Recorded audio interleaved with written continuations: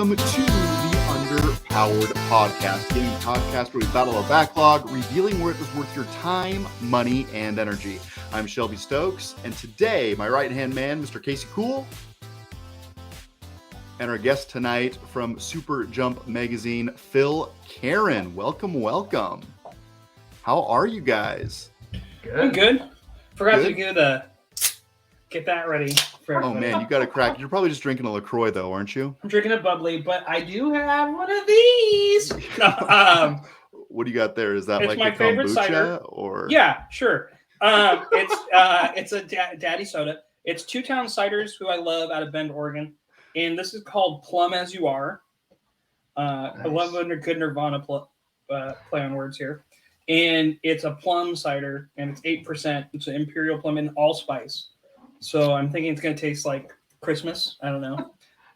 Or you're going to feel like Christmas when you're done with it. Oh, yeah. Yeah.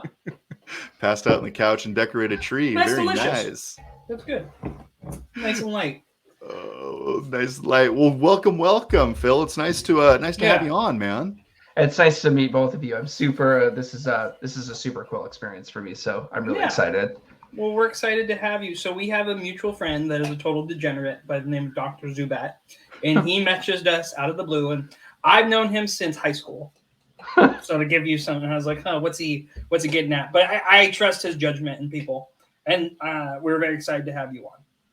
Yeah, I mean, the feeling's mutual. Like I said, I was listening to some podcasts today, some of the earlier ones that you two have done, and the energy is really good and super exciting. So, let's face it, we've gotten a little bit better over time. Like True. As you crank these out, you get better and better. So it's cool. But yeah, it's nice to have you on, and we're just here to talk video games, talk shop, maybe hit some news. Well, no, you used to run a online mag, right?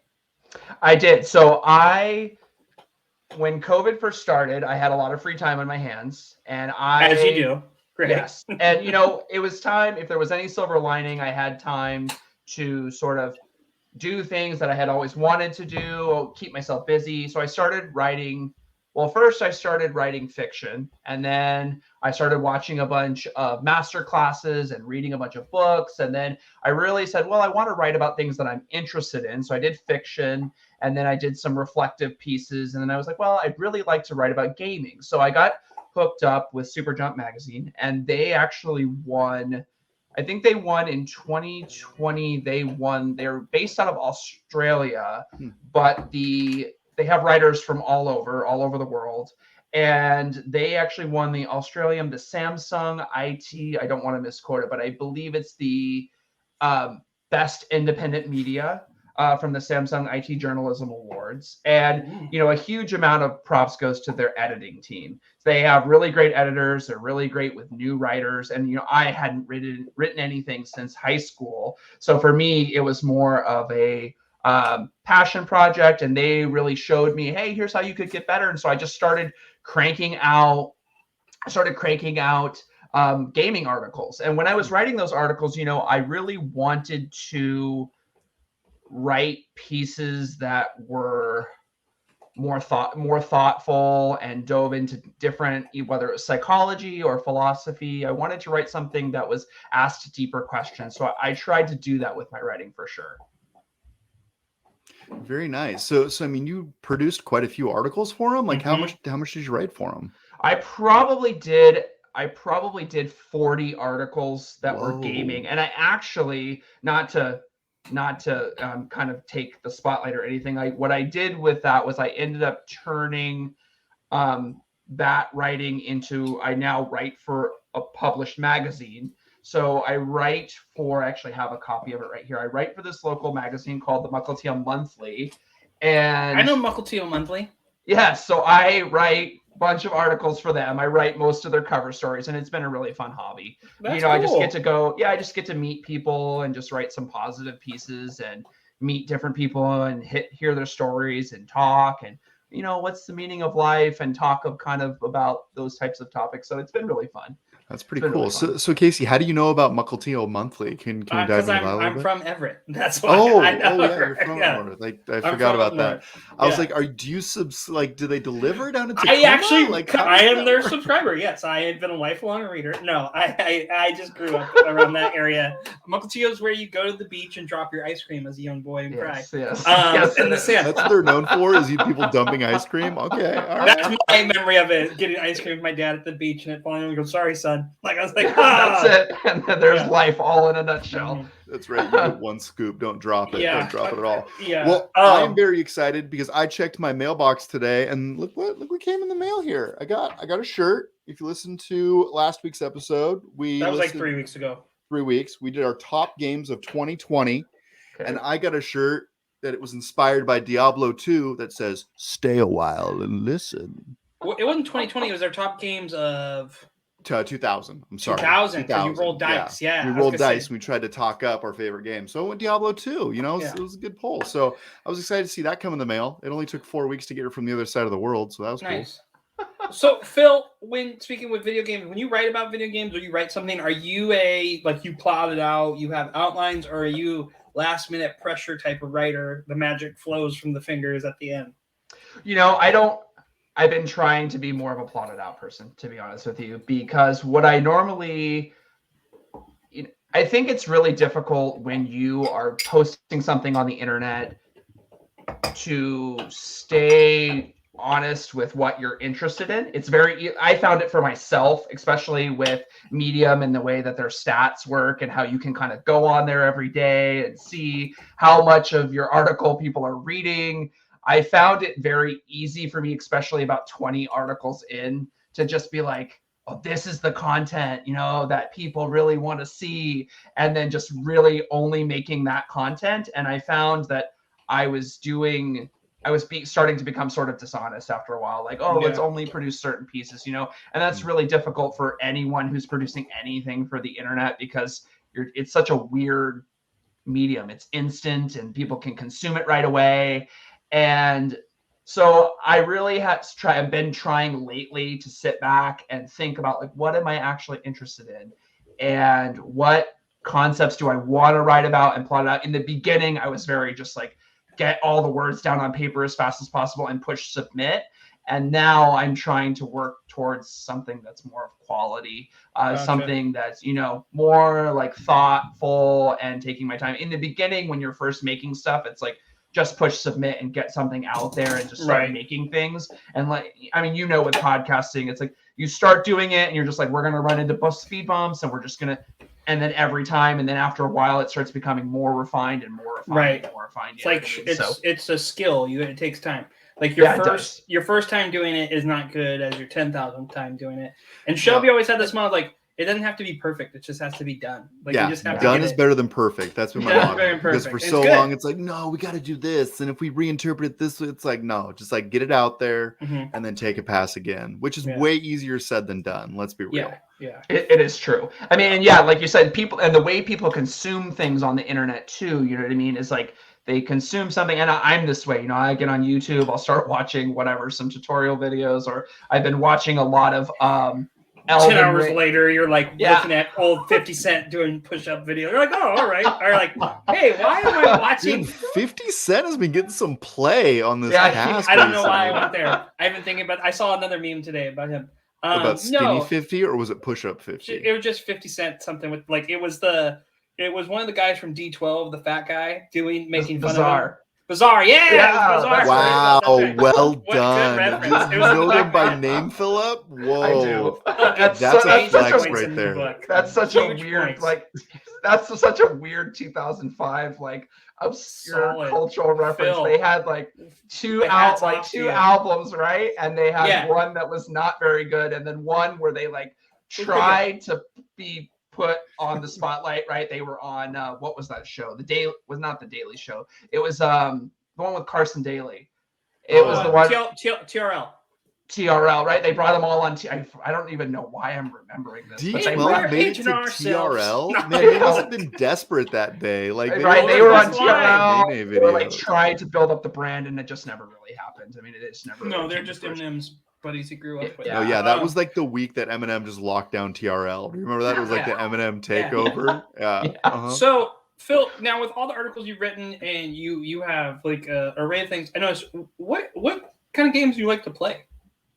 So, to be honest with you, I haven't been playing a whole lot the last couple of years. I have been playing the games I've been playing the most lately. Okay, I've been playing Skull Hero, which is my first time playing. I didn't even really know what the term roguelike really meant. That's what people were saying it was as a style, and I'm like, what does this even mean? So I downloaded it. It's pretty fun. It's a pretty fun game. I've also been playing Oxygen Not Included.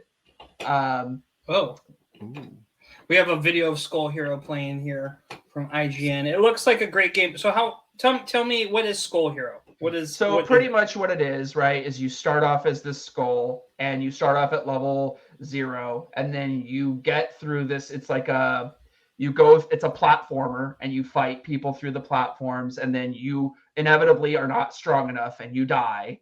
And then you get all this experience and you can go back, right? Kind of like similar in the style of like Hades. You can go back and you can level your character up. And there's the thing that makes this game unique, right, is that along the way you have the option of changing into different skulls. And that's sort of the randomized element, right? So I think for me, when we play games, right, we want a level of structure, but we also want a level of randomness when we play. And the randomness is what gives you the replay value. It's like when you do a PvP, the randomness comes from playing against other players because you don't know what they're going to do. But in a solo game like this, the randomness is generated in the form of skulls. So there's like probably like 50 skulls that you can that randomly pop up. Wow. And you all unique power up. Wait, there's 50 different play styles, like types of characters? That's insane. I think that there's about 50 and it's just like anything, right? There's a meta. So there's certain ones that if you get them, you're going to make it, right? Like that have ultimates that you're going to make it all the way to the end. And you can upgrade those skulls to get them to be more powerful. So you have the option in the beginning of picking like a weaker skull, leveling it up 3 times and getting an ultimate, or just picking up a random legendary along the way. What is the best overseas game? Does anybody know what that means? Overseas? What do you mean? Like it has awards for the Indie Play 2020 Best Overseas Game. I'm guessing it was. That means it's overseas. So good it crosses the ocean on its own. Maybe. So Philip, do you like play a lot of roguelikes, or is this just something you're just like, yeah, I'll give it a shot? I know this is just something. No, this was just something that I didn't even know what the terminology meant, and I would definitely play more based on this because it was such an interesting idea to me that. I really enjoyed it.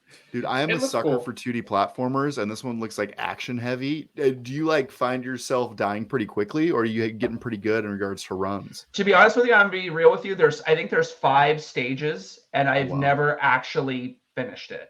So I have made it all the way to the final boss, I think, of the game, and it's definitely challenging. I mean, for me, having a kid and not having a lot of time, right? I was thinking about this today. I was actually thinking about the podcast all day when I was working and just thinking about my time playing games. And, 10 years ago when I was in my early to mid 20s, I could sit down and just like play Halo 4 when it came out on release day and just plow through the whole game in one sitting, that's it. 8 hours. We just got rid of that campaign. And but now that's not happening anymore. So this is a game where 2 hours you can go on, an hour you can go on, you play. It's not easy for sure. Yeah. Meg the Mighty in chat says Europe. That best overseas game? Yeah, sure. It's the best Europe game. Sure. Yes. Yeah. I think it was the best game Europe's ever made. Okay, maybe not. No, but I know Cyber Project, whatever your Cyberpunk. No. Okay, best game to come out of Europe. I mean, that's got to be GTA, right? I guess. Touche. Yeah. I always feel like Rockstar is an American company now because of what their games are about. Yes, for sure. So, I mean, like this game looks like something I would play. So I saw this is on Steam. Where are you playing this at, Philip? Yeah, I played off of Steam. That's where I got it. I mean, Steam is so deadly with that. I mean, we all know it's like Yeah. Every single time I try not to log on to Steam too much, because every single time I log on to Steam, there's at least 5 games that are just like on sale for less than $20. And I'm like, Yeah. dude, that's like 4 coffees. I can Yeah. afford $20. Dude, A game for $5, done. is Right. I That's always a have the killer. app on my phone, so I'll just be like rocking, and then all of a sudden it's like, but something on your wish list is on sale. I I'm know. like, oh dang you. Nintendo's I'm been never doing that. gonna You get can- to them all. Nintendo's been hitting the wish list. So are you mainly a PC gamer? I play all. To be honest with you, right now the main ones are PC, and the big conversation that's going on at my house right now is the Switch. So my son is about to be 6 this week. Right. And the big discussion that's being had is he's finally expressed interest in playing video games for the first time. Nice. And of his own. So now the discussion is like, we've tried 4 games, and I'll give you my feedback. So we tried 4, and 5 to 6 is a weird age, because every yes, I have a 6-year-old. Yeah. every 5 to 6-year-old is like 100% different. As adults, like we're very different, but we're like more the same than we are different. Like, and they're different every week. Like they can really like something, like, hey, I'm not into that anymore. I'm into this now. And you're like, all right, and call me Steve. All right, Steve. Like, you don't know. They're gonna come in with a new name. Yeah, that's 6-year-olds just do what they want. Yeah, it's everything. Yeah, it's always new. And so about 6 months ago, he had expressed interest in playing video games. His friend in the neighborhood had one, and he was like, "Oh, my friend plays video games. Can I play video games?" And I'm like, "Well, I have the Switch, and I'm not using it super much, so like let's boot it up." And we tried with Super Smash Brothers first. Oh, nice and flashy. You're like, all right, you're starting him on the advanced course. It's like, well, so I wasn't playing with him, obviously. Yeah. You weren't. You weren't like, okay, you didn't son, crush I'm his spirit. Show you how to do this. Yeah. Boom, triple combo. Yeah, exactly. Just throw. You're just juggling or just be off Kirby, down, Kirby and jump off the edge. Yes. Yeah. So make him cry. Yeah, exactly. Now you're a man, son. Yeah. So we tried it, and I put the computer all the way at 0, so he could learn. But it was still 6 months ago. It was still too difficult for him, and he was. Yeah, and you have to make a flat platform because they'll fall off the edge, right? I've been. Yeah, and so it was also like a little too frenetic.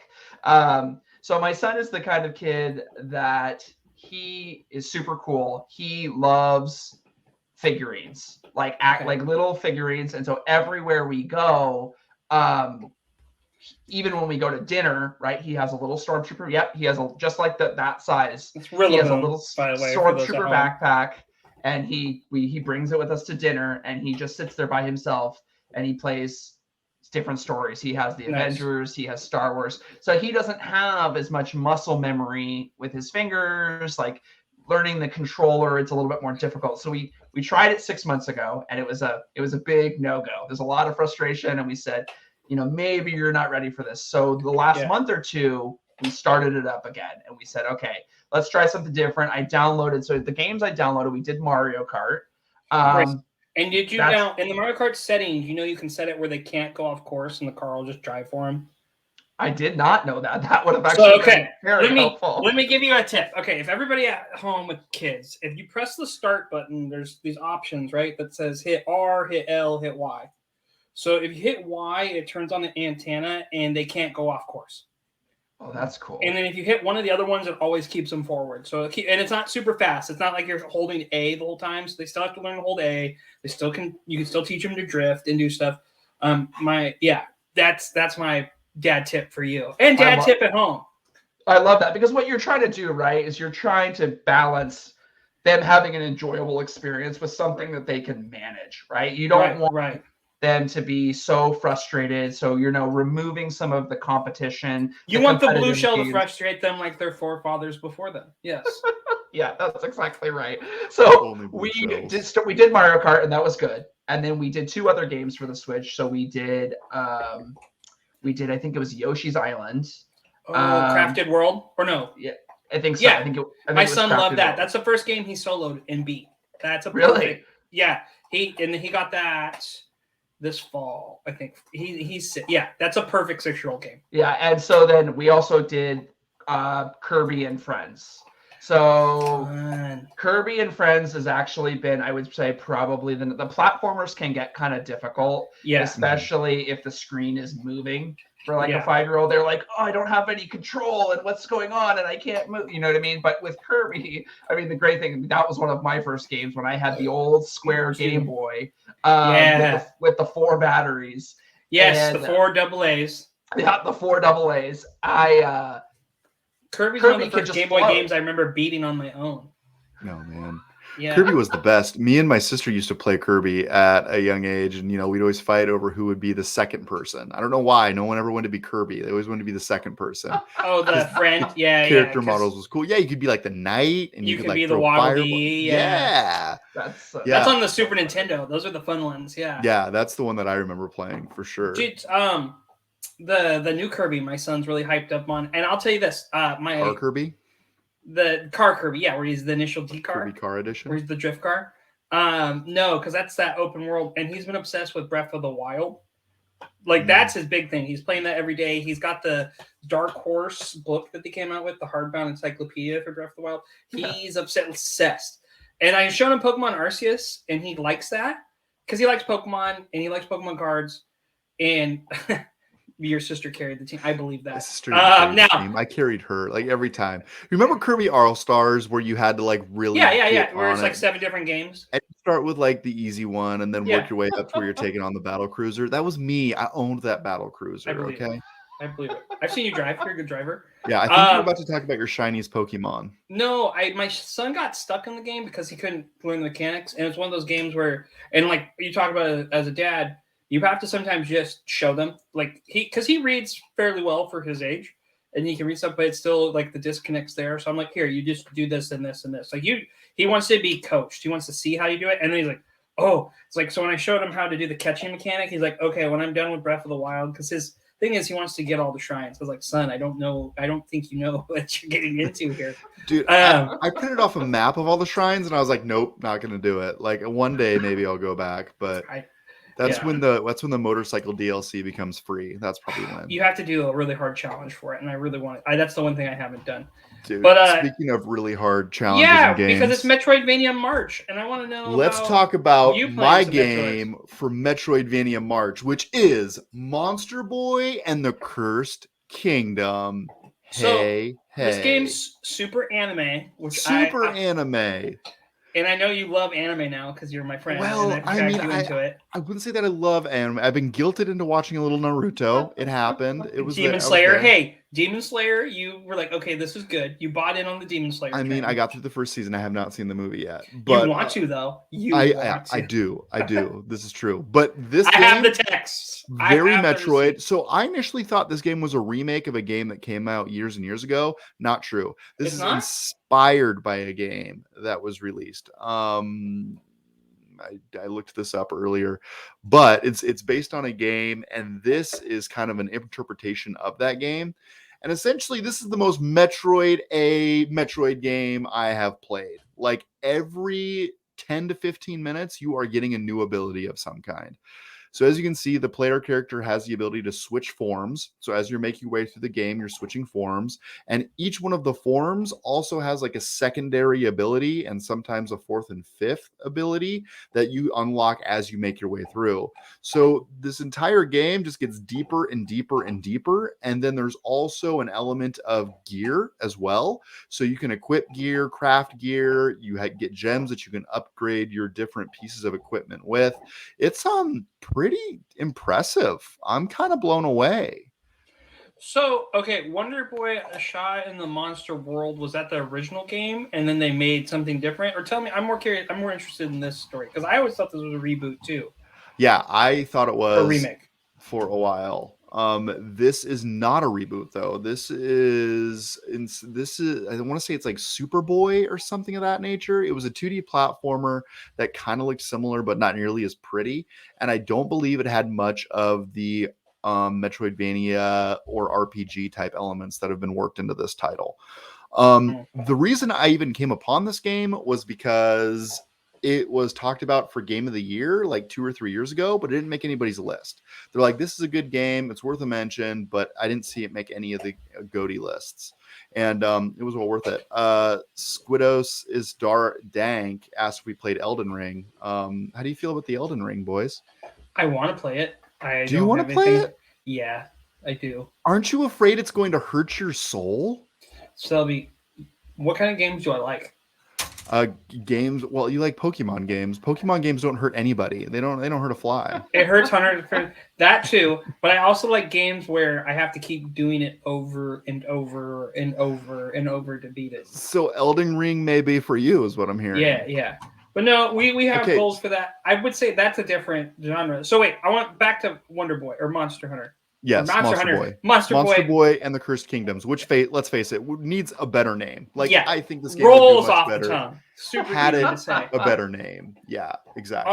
How far are you? How many hours are you into this? Oh my gosh! So I traveled for work this last weekend. It's March 1st, and I'm probably 60 to 70% through this game. I played a lot. Yeah. And well, Milwaukee. So it's good. Seattle to Milwaukee, 4-hour flight, right? Yeah. So you play in the airport, you play on the plane, you read a little bit, you play some more, and then you get to the hotel room. It's like, okay, I got to put in my 8 to 10 hours, and then I'm back in the hotel. So I played a lot. I played a lot of it, and I enjoyed it. I think I have like 6 of the 8 forms unlocked, or maybe it's 4 of the 6 forms unlocked. 20-hour game. Yeah, and the only downside that I'm seeing in the game is they do like the save state thing where you basically get onto a save pad, and then as you make your way through the level, if you die, you go back to the save pad. So I find myself doing the same run to the same spot and then failing and then starting over again. So that's a little repetitive, but it's a very minor gripe. And if I was good, G-U-D at games, get good, right? Yeah, it would be a little different. I like. See, that's why I don't know if Elden Ring's for you, because I know you quit Sekiro. Dr. Z asked, when do you unlock this Charizard form? I have the Charizard form, bro. Let's find it. Is there one? I see that cool little guy right here. This little guy. You ready? Yeah, that guy. Oh, dang it. I'm too. That's a pig. That is not a Charizard. Right here. Look at that. Look at that little demon boy. He's not. I mean, okay. It's a blue Charizard. That's new. I mean, and it's not nearly as big as Charizard. It's like a Charizard tadpole. It's like Charizard's offspring. Is this as hard as like a Metroid Dread, or as frustrating, or is it kind of more? I would say that the action is more difficult in this game than it is in Dread. The frustration that I had in Dread was more about direction, and then like the feeling of making you feel helpless, like unnecessarily. This game feels a little bit more complicated in terms of getting through the environment. This is a lot more puzzle solving than Dread was. But yeah, I'm liking it. I'm a fan. The frog form looks fun. Oh, and you can fly. Wow, they did a lot of really cool things with this game. There's a lot of cool stuff. Yeah, they really did. The frog form, you have like your tongue, you can zip around the map, and also eat bugs that give you health back. So it's pretty cool. It's pretty cool. Right I'm enjoying it. Yeah, I like the art design on this game, to be honest with you. Like the color schemes is very bright, and just even with the mechanics, it looks good. Yeah, it looks really good. I'm happy that you're getting to play this. You might have to play another Metroidvania. Look at this pig right here. I like that he has an eye patch. So he's a pig pirate? Dude, that pig don't mess around, bro. They don't even address it. They're like, yeah, and I only have one eye for some reason. So like, is that Wonder Boy turning into them, or does it like they're switching spots? That's the other thing I need to know. Stop me if you've heard this before, but you are a boy with blue hair whose uncle gets drunk and drives and rides around on a broomstick, turning people into animals. Oh, okay. Yeah. That's so you got to figure out how to turn people back into humans. Oh, so he's kind of like Sonic the Hedgehog, freeing the animals from the robots. Yeah, I mean, I didn't know if blue hair. Oh, I get it. It's a Sonic the Hedgehog analogy. Okay. I get it now. And you can only heal yourself by eating chili dogs. That's exactly how it goes. I like it. Insert Tails reference here. Me too. Yeah. Jaleel White, eat your heart out. He was the voice of Sonic, if you didn't know, in the 90s cartoon. No, I didn't. So I'm going to have to play another Metroid. As if you watched this last week, you know that I'm like deep into Last of Us 2. I'm going to beat that. My in-laws are in town, so I can't get to my PlayStation 4 easily. So coming for you, Last of Us 2. Okay, cool. I've been very happy the last few days, so I got to get in and get some depression on. Yeah, you got, that game looked nice and lighthearted. You need to feel dark and sad. You feel dark and sad, like the 2020 should be. Yeah, that's what this podcast is about. A little too real. So you also kicked off your Metroidvania March case with another little game. Yes, mine has the word monster in it as well. It's called Monster Sanctuary, and this is a mashup of Pokemon Metroidvania. It's really fun.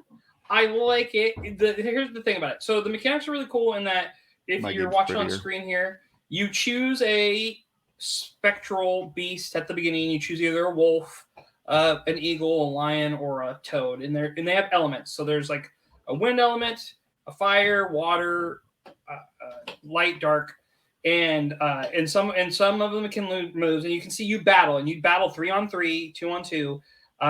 And what's really cool is so like whatever's following you has a passive ability that interacts with the environment. So I chose the wolf. The wolf can cut down certain vines and walls. If you have a pet bird and you jump, he can carry you and float you up just a little bit to help you reach a platform. It has a skill tree for each monster, which I love. And you don't have to battle. You can jump over stuff, right? You can go past it. And there's mechanics. So if you don't want to fight, it's easy to fight. Here's the thing I really love about this game. It has an interesting story because people like represent whatever monster you pick, 3 other characters represent like a family. In most Metroidvanias, you have to go to a save point, right? There's like a specific room that can save. It's an Action Bird, it's a Metroid, right? This will let you save anywhere and you just catch up and you continue going. So it really respects your time. The battles can drag a little bit, right? But there's like little monsters that you love. And here, what drives me nuts is not every monster does not evolve. And as a Pokemon fan, I'm like, oh, I'm hoping this guy will get a really cool form. No, I'm not. Like he's riding that dodo. I'm excited to do that in the underground. And some monsters. Do a lot of the monsters have 3 evolution stages, or just they a have couple, like 2, just 2. A couple, like 10 of them do. And there's a lot of different monsters. Said that they level up, right? So there's 101 monsters. Do you level up everybody at once, or do you have to have them in party to level? Your party of 6 level. They get experience. And then whenever you don't catch them, you have to when you fight random battles, you sometimes are lucky enough to get an egg. And if you get an egg, you hatch it, and then it levels like 2 levels under what the group's average is. So if your group's like level 7, you'll get a level 5 egg, which is cool. So this is like shinies. This is just like Pokemon shinies. You got to make way around. Shinies are very different, Shelby, and that's like a 1 in 2,000 chance. No. But wait, shinies are a 1 in 2,000 chance? Depending on what like charms you have and what you have there. Are you telling me Pokemon's like the scratch ticket of casinos? This is horrible. Shinies are very rare. If you go in Pokemon, it's 1 in 4,096 with no like. There's ways to cheese it, but if you have 4,096 encounters, you will get one. Gotcha. Average. So how far into this game are you? I'm about 8 hours in. Okay. Triangle Strategies coming out next week, and I still have the demo for that, and I'm still playing Pokemon Arceus because I love it, and I think it'll lead us to the news because the big news right now is if you want to hit the music, Shelby. I know I wasn't ready for the news. There's a new Pokemon. Oh, Pokemon is back. There is. And the meme on the internet, if you looked at it when like everyone's like, hey, there's going to be a Pokemon Present this Sunday because it's Pokemon Day. Pokemon Day is February 27th, for those of you not in the know. And that's the anniversary of Pokemon. So it's 26th year. And someone on the internet was like, hey, they're going to announce a new Pokemon game. And the meme was like, doubtful, but hey, it's not. And they did it. And everyone is pleasantly surprised. The big thing about this and what's really important is they already said we're taking the mechanics from Arceus, the catching, and this is going to be an open world model, and we're running with that, which proves my theory that Arceus was a beta. How are we going to see 3 Pokemon games in 1 year? How is that possible? Well, Diamond and Pearl were a remake, and it's not very good. It's like if you played it, it's that. This is them testing new stuff, and they wanted to see how people reacted, and they reacted well. I'll show you my friend who's been anti-Pokemon, not anti, but he's like, Pokemon needs to do something new, and he heard it. He goes, So tell me about this. And I was telling him about the catching. He texted me today. He's like, I downloaded it and I played 14 hours straight, and I'm back on. I'm ready for the next game. Yeah. And I showed him this. It sounded like you read a page out of my diary just now, because I've been the same way. It's like Pokemon, who cares? Like, if you're doing something new, maybe. Like, I'll probably buy Arceus.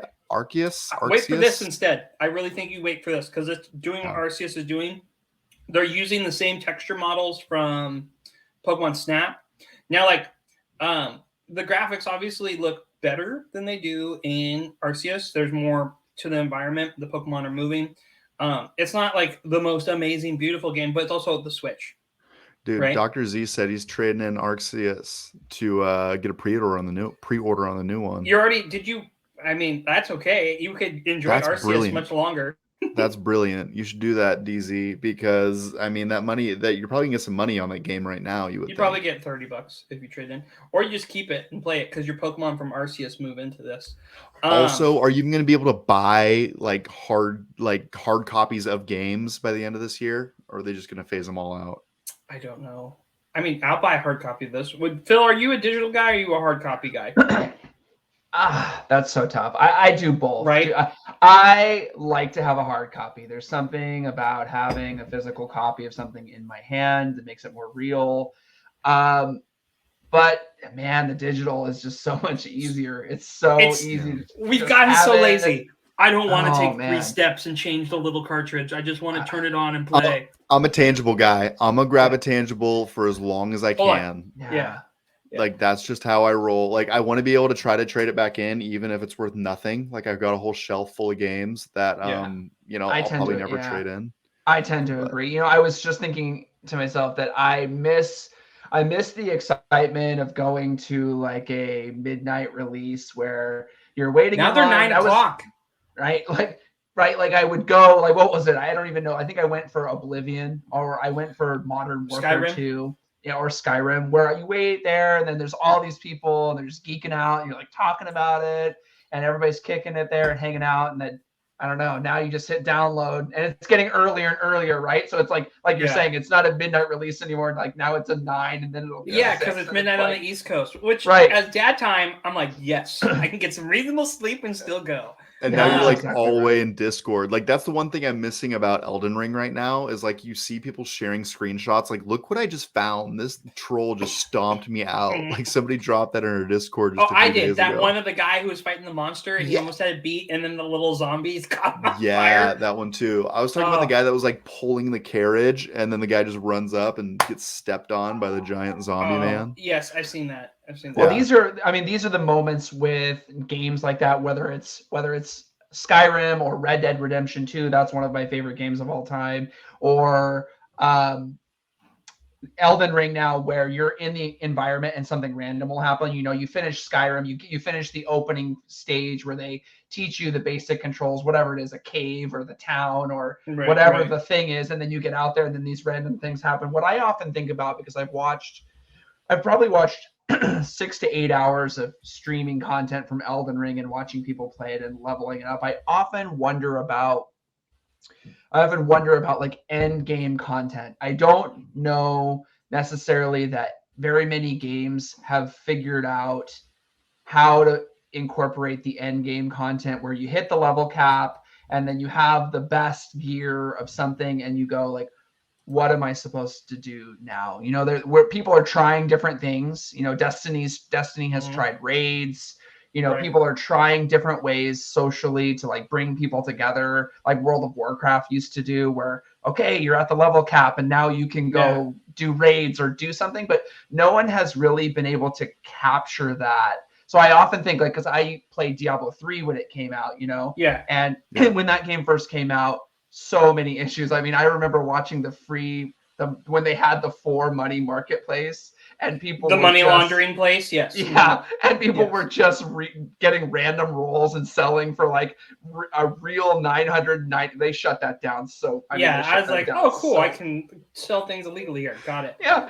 They shut that down so fast. No, though, the experiences have to change. Back with Pokemon, just to go back full circle. Them putting a new system. These are the starters, right? These give me Generation 1 feels here. This Generation gives 1 you feels. Gen 1 feels? No. Yeah, they're just really come cute. Like they're all on. cool looking. Like Squirtle looks cool, Charmander looks cool, Bulbasaur looks cool. You're I happy don't think with you any even one. come close to the OG like Gen 1 starters, Okay, man. okay, like Grandpa. this one's a cat. Come on. Like, I mean, cats are cool, No, but cats he's the aren't grass that cat cool. Pokemon, and he's trending on the internet because a lot of drug references. All cats are grass cats, if you know what I mean. I don't, but that's okay. I know, like catnip, or catnip, man. Okay, got it. Yeah, yeah. Like, I get it now. Now you Is get that what it. you're gonna name it? You're gonna catch your grass I'm not cat? picking the grass type. It was funny. I showed my kids, right? My son and my daughter. And my son's like, "Oh, I really like the cat." And I was like, "Okay." And I was like to my daughter, "I'm like, okay, which one do you want to pick? Maybe you want to pick this." I point to the red one. I'm like, "How about the lizard?" And she looks at me and further, "No, I want the cat." She whispers that to me. She goes, "No, I want the kitty." Because she thinks it's cute. Philip, where do you land on this? Which one? What camp are you in? So, okay, so first off, here's the backstory with Pokemon. The last one that I played, was I think it was Gold, and I think that was the one that was on the was that the one that was on the Hawaiian island? That's Sun and Moon. So that's the last one that I played was Sun and Gold Moon. was the Heart Gold, the remake. That's in Johto. That's the one that came out after Red and Blue. So I played Sun and Moon, or I think I played Sun, and I liked a lot of the stuff of Pokemon, but here's what I didn't like. Okay. I did not like the fact that you had to groom your Pokemon. You have to clean them to make them right, and like that's pet so them. dumb. Right, like I for agree. for me, it's like whenever you start adding chores into a game, I'm like, dude, I'm out. But I got about how right, like whenever it's like you're adding it, I wanted to have, and I think I feel this way about a lot of games because it just like you said, we're getting dated. I want to have a more adult feeling game. I want to I want to do battle. I want to go battle things. I want to go fight other people. Now, as far as these ones go, as these three Pokemon, I would pick the one that I think is the best out of these three is, I think, the middle of the three. The fire. Clearly the fire one. Fuecoco? Yes. Fire crocodile? Oh, Fuecoco? Are you talking about Fuecoco? The big thing on him on the internet is the Among Us character, right? If you cover the tail. And then the other thing was like, they're like, is he an apple or a pepper? When you look at it. And I got, it's clearly a pepper. When you look at how it curves, right? You think it's a pepper? That's cover the feet. Cover the feet. Look how it's head and body. Yeah, I get you. It's like a bell pepper. It is. Yeah. Or it's fuego. It's a hot pepper. So it's supposed to be a crocodile, right? Like it's a fire croc. It's a fire croc. Where are you, Shelby? Which one do you like? Dude, I'm not gonna go with that turnip looking thing. That's not gonna happen. And I gotta be real. That duck looks like a Nork. Okay. See, the duck's my favorite. He's the guy that would tell your parents where the party is. It's funny you say that. It says he's the earnest and tidy duck. So yeah, he's totally a narc. Like with the description. Of course he is. He's a narc for sure. the best part about the bird is clearly the hair. Like, see, is it a hair or a hat though? Because someone in our Discord linked the JoJo's Bizarre Adventure hat hair where it says hat and his hair at the same time, and now I'm like, it's both. Like, Squidos is like, yeah, is it hat or hair? I thought it was a hat. I thought my first response to this was that's a general duck for sure. I think it's like hair. A general duck. I think he's just muy guapo. He's got the like Elvis pompadour, like he's tidy and clean. I think that flip in the front makes it hair, though. I got to be real. I thought it was a hat out of the gate, but then I'm starting to think it may be hair. My buddy thinks he's gonna be turned like. I just hope he turns into like a really angry goose. I was like, you mean Donald Duck? And he's like, no, a goose. I want it to be a really surly goose. Yeah, of course. Spurrio's with me on this one. It's almost like they were drawing this duck, and then they got to the top, and they're like, "Oh no, this looks too much like a regular duck. You got to do something different here. Hair. Add some hair." I had a student. What if his last form is Donald Duck? That's what I'm saying. Is he going to be a wizard Donald Duck, or is he going to be angry, drunken sailor Donald Duck? That's the real both. question. The answer is both. Like, if you want to skew to a mature audience, make one of your starters like Final Evolution, a drunken man, I think. Well, as students go, well, it makes sense, like, because in Spain, because it takes place in Spain. That's like the thing that the fans have realized from the trailer. And Wait, those are in this one or in all Pokemon? Yeah, this is Pokemon's World of Spain. Where you're Pokemon going Spain. to. Got it. Yeah. And the Sprigatito is like Spanish and Fuecoco Spanish. And then like Nazi Donald Duck. He does kind of has like a flamboyant Nazi Donald Duck hand going a little bit. In But, the chat, his stance says Nancy Donald Duck, Nazi. I see Donald flamboyant Nazi Donald Duck with the hand down like that. Dude, but he's got his hand on his hip. He's like, "Oh, you shouldn't have been doing that girl. here." No way. What are you No, doing? see, I mean, I feel like there's a story here. Like the duck comes in, finds the drug cat and his catnip, and is like, "Oh, you shouldn't be doing that here." Mm-hmm. And then the big crocodile lumbers in, like, "Hey guys." Yeah, the red turnip's like, "Bro, I didn't see anything. I don't know. I didn't see it. It's not mine. It's not mine. My friend told me to hold it. It's not mine." Yeah. I want to know what the final evolve is for the leaf cat. Like, I want to know what that looks like. That's where I'm at, and my son's kind of like, "Well, I don't want to make any pick." My 6-year-old's like, "I want to see what they turn into before I pick." I was like, "Oh," because I made the deal. He can pick first. I'm like, I want the duck, but I told him, "Listen, if you give me the duck, you can pick which version of the game." Dude, your son's like 6. Can't you just like reverse psychology him and be like, "No, the duck is the coolest," and then I'll be like, "No, Dad." No, because he likes what I like. My son like him long. That's the other thing. He's like, I like what Dad likes. Which is cool. Would you get this game, do you think? Would I get this game? Yeah. I don't know. I don't buy anything on release, dude. I'm that kid. I think I'm gonna spend the next 6 months trying to get you to, because I think it'd be really fun for everybody. Because if it's Arceus and everybody's playing it, that'd be pretty cool. I mean, I do kind of feel like I missed the boat on Arceus, right? Everyone's like playing it like they finally fixed Pokemon. They're like, no, it doesn't. It looks like garbage. And like a lot of people landed somewhere in the middle. So I'm excited to see a new Poke. I'm excited. I would love to play this with you. I also am curious if you would see Uncharted on the release date. I would definitely see Uncharted. And you were referencing a news story that comes in from the LA Times. Yeah. Uncharted wasn't that bad. Like that was the thing. It's like escaped development hell and survived Hollywood's video game career. First off, Sonic the Hedgehog survived the curse. That movie, Sonic the Hedgehog, is better than any right it has to be. Like it is a good, and Detective Pikachu are good. They had to do that movie twice because the internet got so upset about it, though. Yes, they had to redo it. That's true. Yeah, that is true. Well, but now it's got a sequel. It's huge. Sonic can't have teeth. We've all agreed. He can't have teeth, and he can't have 2 eyes. He has to have the one eye. So here's my problem with Uncharted. Like, Marky Mark feels like Nathan Drake. Tom Holland, I don't know. He doesn't strike me as a He's got too young of a face. I mean, as somebody. Well, and first, if you look at the trailer, they've clearly blended all of the games together into one movie, right? You have things from number 4 with the pirate ship at the end. You have the iconic scene from number 3 where they're falling out of the plane with all the cargo containers.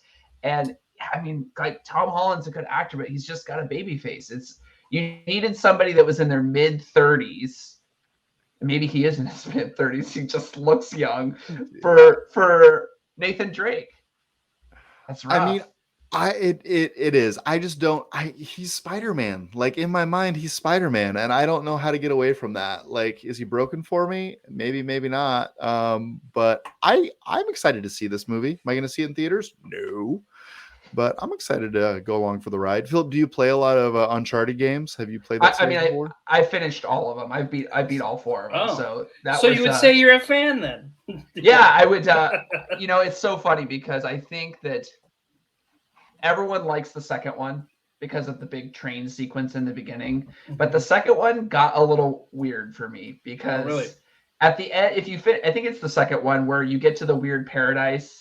And then it's like there's some weird blue aliens, and I'm like, what is going on with this game right now? I think that was the second one. And then the third, I thought the third one was better. clearly. Yeah, And so the fourth one really good too, though. Like, I isn't that, came to the franchise super late, and I played Uncharted 4 for this cast, and I was blown away. But it was my that was first your first Uncharted. one, right? Yeah, Yeah, it was you my played first the last Uncharted. one first. So, Yeah. well, I came to PlayStation late, right? I had a PlayStation 2, but I missed a lot of the Uncharted series. So I'm game. I'm along for the ride. But I like that series. Naughty Dog does wonderful work. I'm playing Last of Us right now, and it's awesome. Story's good, looks fabulous, well acted. Is it heavy? Yeah. Is it a little depressing? Yes. Yeah. But it's good. It's a lot heavy. When I finished the first one, I was like, man, I need to like go outside and get some.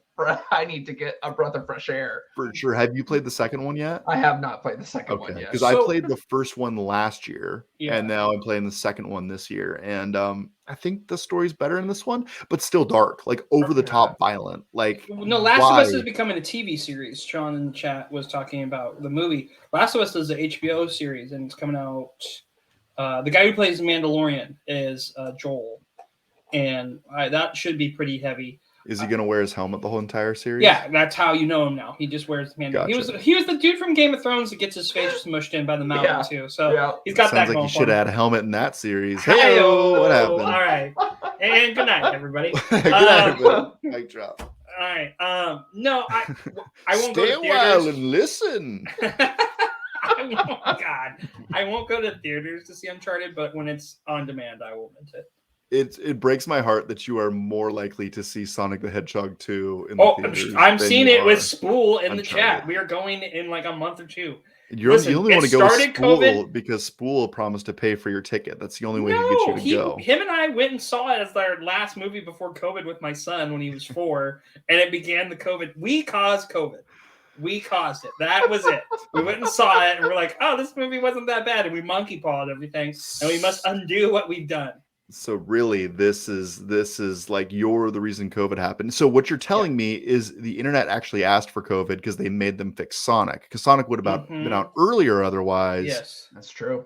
Hence it never would have happened. yeah, yep. I will say that I find it interesting in The Last of Us, so that you have the clickers, how the clickers in The Last of Us look identical in the movie A Quiet Place. So if you haven't seen A Quiet Place, either of them, either the first one or the second one, if you just look up the scenes with their monster is almost identical to the same face as the clickers. And the clickers like also can't see you; they can only hear you, which is also weird that it's in the film. Yeah, I'm like, they like almost, a T-Rex in Jurassic Park. Don't move.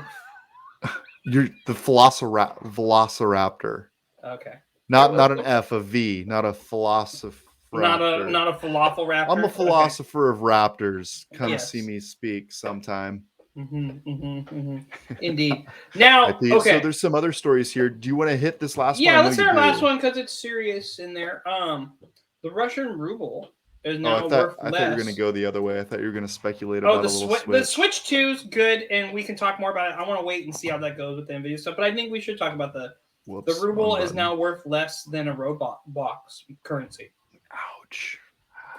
Rightfully so. Yeah. If you're listening to this in the future, it turns out Russia's not great on the national stage right now. They're pulling some stuff with Ukraine. Putin's not a good guy? No. There's about to be a war breaking out. So essentially, the entire financial system is trying to cut Russia out, is what's happening, which is why this has dove so significantly, I would speculate. So if you're Russian, and I think the move is Careful. You put all your rubles into Robux and you turn a profit. No joke. Yeah. So I used to have a friend that used to tell me, did That you was my know character thing. that Legos hold their wealth, hold their value better They than don't gold? Depreciate. Yeah, they don't depreciate in value. No, I've heard that many times. And I thought he was stupid. But now Are you talking can about take me? all your rubles. Hold on. No. Didn't I tell you that? No, somebody else did. Okay. Also named Casey. So no, somebody else did tell me that. No joke. So yeah, Roblox. This is still a game, huh? It's not a game, it's an experience. That was what remember we talked about that when Apple was suing Epic, and then in the court case, like Roblox is not a video game, it's an experience. And Roblox changed their wording to say they're not a video game anymore, so they wouldn't fall into the They didn't want to get in that lawsuit. Kids love Roblox. I think it's crazy. So, okay. Is video game currency like Ethereum and Bitcoin? Is it e-currency yet? No, because I can't buy soda with e-currency. Can't buy a pizza with it yet? Okay. Yeah, when you can buy a as pizza. Soon as I can use my Bitcoin to buy a pizza, it'll be real. That's how Bitcoin got started. Some You don't know pizza that? sales. Yeah, they're like, hey, I want to be able to buy pizza. God, I'm talking to a Dude, child. That's how Pizza is how crypto started. That was one of the first things they wanted to be able to buy pizza with it. That's like one of the long. Dude, I still can't tell if you're trolling me or not. It I'm feels like you're I'm trolling me. 100% telling the truth. Okay, so how many Roblox do I have to buy?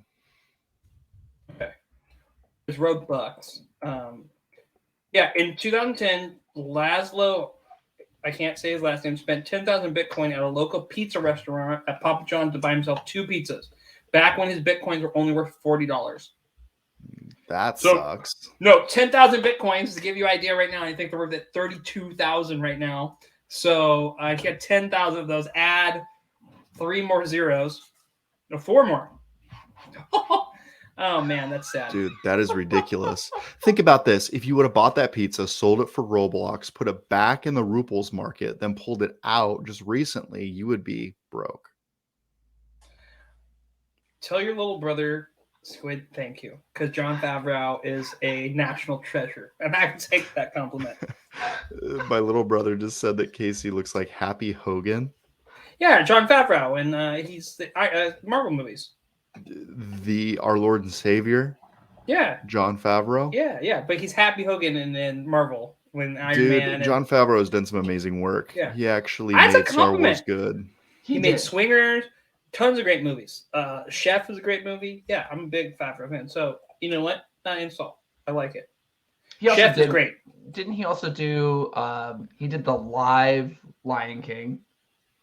And Yes, I think he did the live, and he did the live Jungle Book, I believe. Which is really good. The live Jungle Book's really good. Live Lion King I didn't care for. No, it's like, they do a weird thing, right? I was talking with my wife about this, and I was saying, there's something weird with the eyes. Like they were trying to make the live Lion King super realistic. It lost its whimsy. It lost its whimsy a little bit. It did, but once the animals tried to express emotions, like if you go back, the cartoons have these huge eyes, it's overly expressive, like for kids, and when you just have like a lion that's just got like normal looking eyes, just like saying like, I feel really sad. You're like, dude, you're not expressing any emotion. There's no eyebrows. Right, we need eyebrows. I think that's what it is. We need eyebrows. We need eyebrows. I need my digital animals to convey emotions. Right.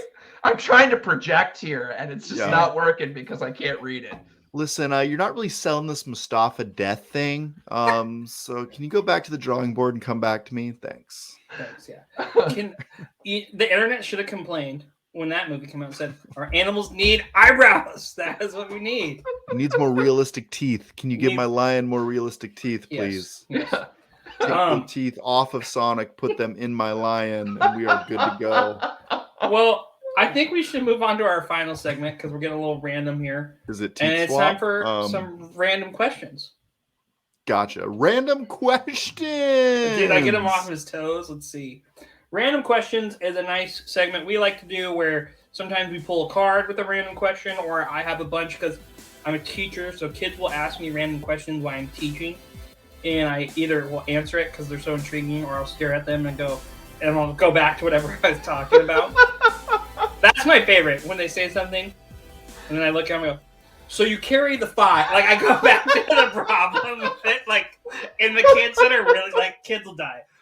Like, it's like I'm going to move on. It's just better, because then you see them, like, they're like, oh, no. I love that.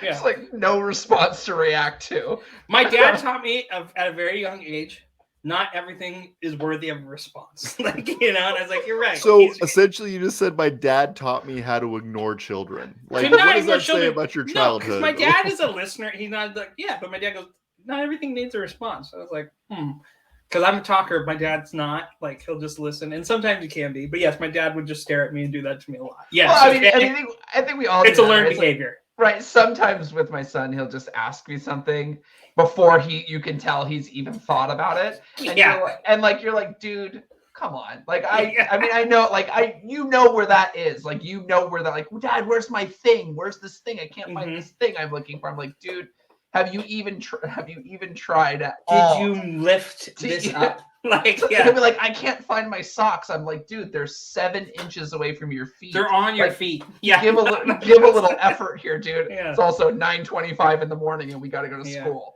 I can't put my shoes away. Yes, you can. So Squiddo says, what's the meaning of life?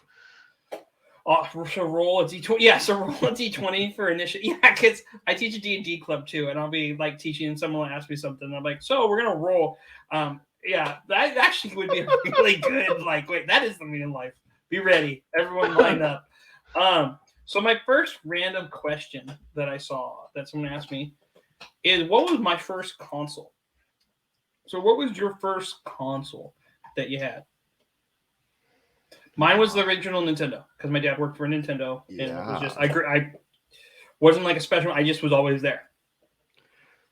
Mine was the NES. Not the SNES, the NES. Same. Yeah, we had a Mario. Mike Tyson's Punch Out, baby, all day. Punch Out. I love me some Punch Out. Yeah, mine was the NES as well. But I do remember playing one game for computer that was kind of, thinking back to it, was kind of dark at the time. Was it the game from Big? It was the game for Big. Do you remember in the Big? The Tom Hanks movie? Yeah, yes. When he's playing the computer game and the wizard freezes him. What is the name of that game? I don't know the name of that game. I don't know. I'm just envisioning like an 8-bit person dancing on a piano. Like that's where my mind is gone. Dude, I love Big, and my wife ruined it. And she's when the scene where he falls asleep with the lady, she's like, she's raping him. And I'm like, what? No, it's not like that. Dang. He's a young boy. And I was like, you see? Like, I was, my God. It was a game called Commander Keen. Oh. And it was like you were a kid. It was like all pixelated, obviously, but you were a kid and you were asleep in bed, and then some weird stuff happens, and you like get some aliens come, and you have like a pogo stick, and you're like bouncing around, like collecting food, and then you got to like defeat some things and like get back home. But it was like kind of like the way the textures were, if I remember it correctly. I don't know if I'm like trip. I don't know if I'm having a false memory or not. Is it your Bears Team Bears moment? Yeah, that's exactly right. Captain Keen, you said? Commander Keen. Commander, I remember that name. Here, let me pull it up. Yeah, Commander Keen. No, I remember this game. And the kid he had like the helmet. And he in a couple Discords I have, there's a thumbs up him. People are like, oh, yeah. I just linked to Shelby. This is the game. Oh, look at Big. this guy. Hey, Tavern of the Evil Wizard. That's the game from Big. Just waking up and rolling out of my purple room. But Commander Keen, that's an interesting one. I don't. Dude, what kind of commander walks like that? That is not a real commander. That's not Commander Keen. That's the Cavern of the Evil Wizard. That's what Tom Hanks fights the evil wizard, gets frozen. Oh, and he goes and makes a wish at the Coney Island thing. This is the big game? This is the game. This is the computer game he's playing when he's a kid at the beginning of the Big. He's at the wizard, he's near the end. It's like one of those like write a command games.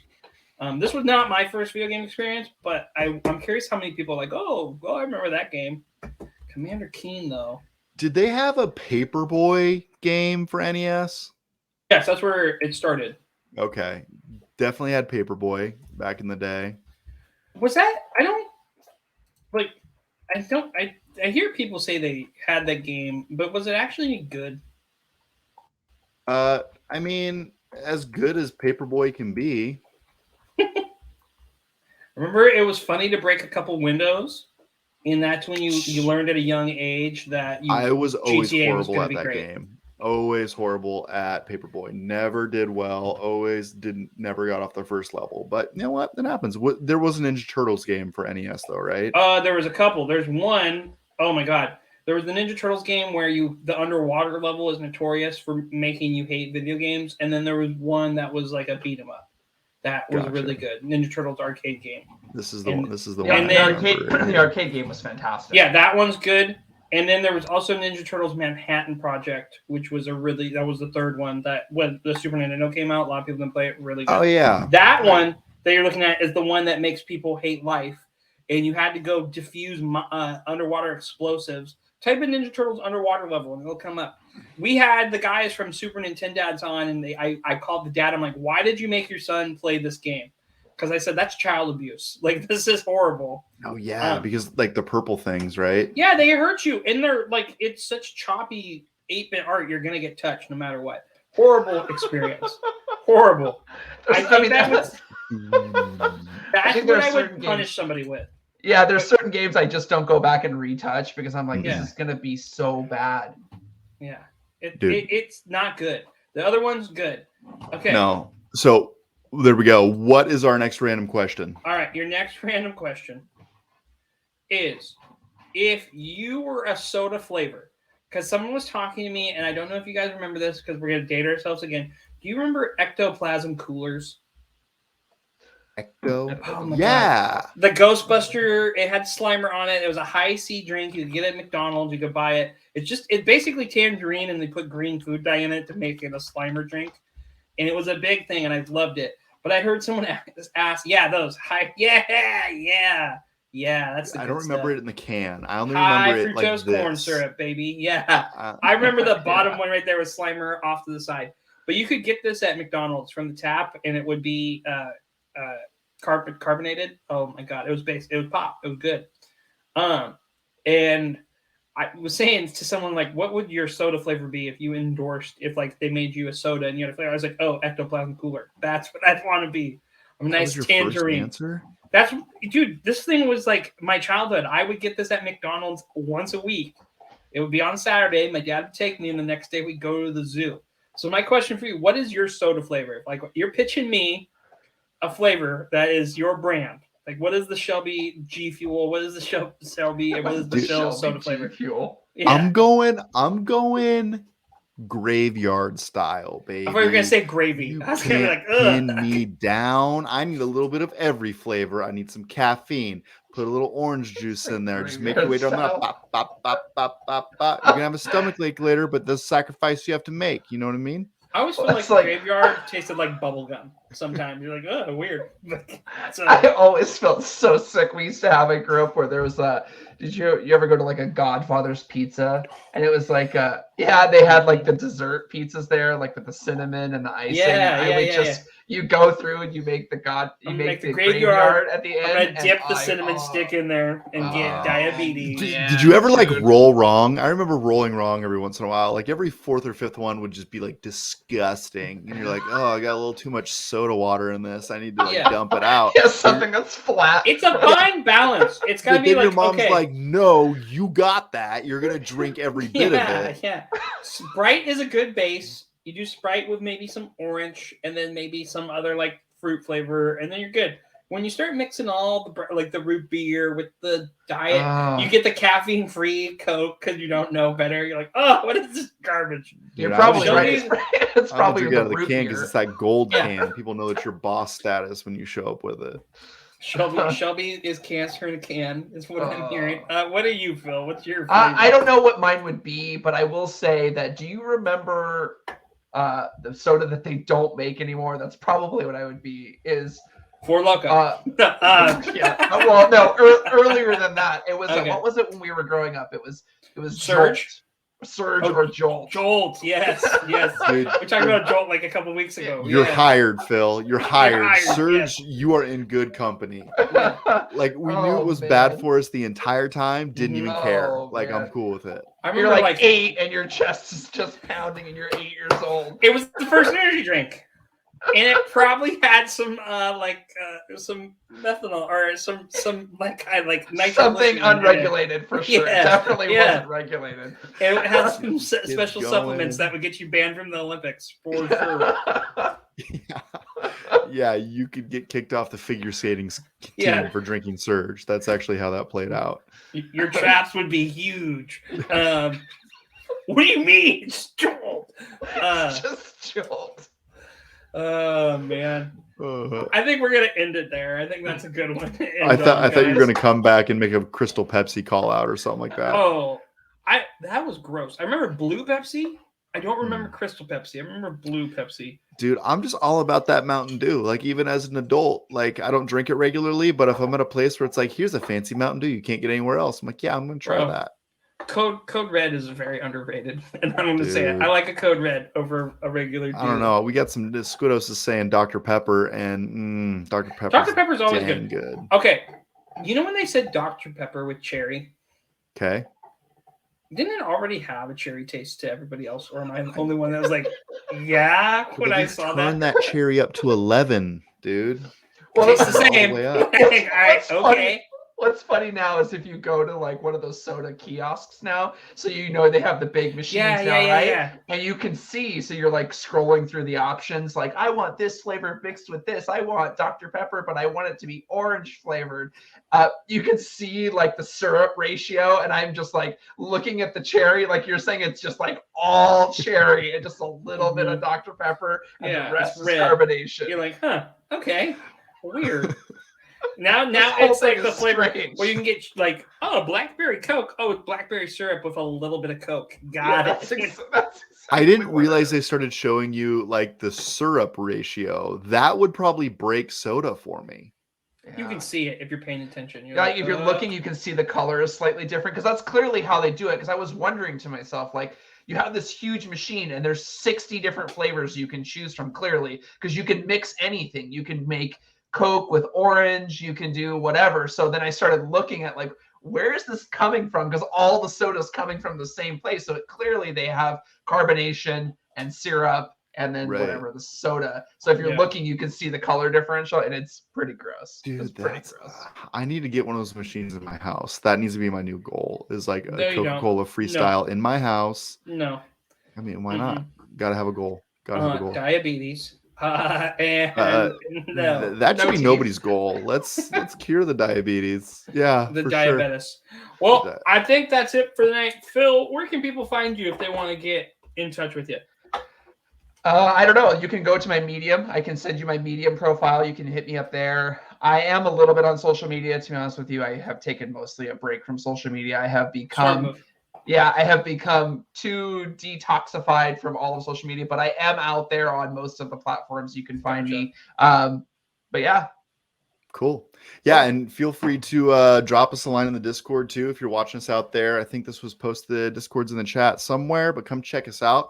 We're going to try to do this on Tuesdays. We're going to have to take a couple weeks off here in the future, but we'll be around. If you want more, you can follow us on our socials. Those are in the attached description. Like I said, Discord, we're chatting, we're doing it. If you're listening on the audio version of this cast, feel free to leave us a review, 5 stars if you would be so kind. That is a wrap for this week. We are out. Play your games. Bye. Bye.